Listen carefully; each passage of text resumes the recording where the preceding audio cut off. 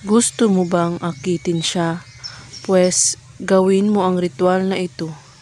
Gawin mo lang ito sa araw ng Tuesday or Friday, kahit anong oras. At hindi ito pwede gawin kahit anong araw. Kailangan mo lang ng pinatuyong bulaklak ng saging. Pati na rin ang isang garapon.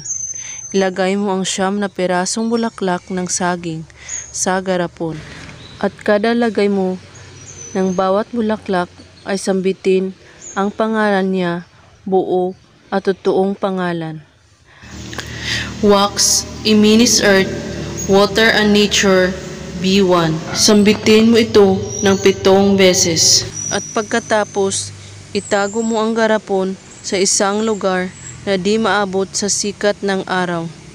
Huwag hayaang malaman o makita ito ng iba dahil maaari itong makaapekto sa epekto nito. At lagi po tayong positibo sa paggawa ng mga ritual at lagi po tayong manalig sa ating mahal na Panginoon. At kung may katanungan po kayo ay magko-comment lang po sa ibaba. Maraming salamat sa panonood. God bless us all.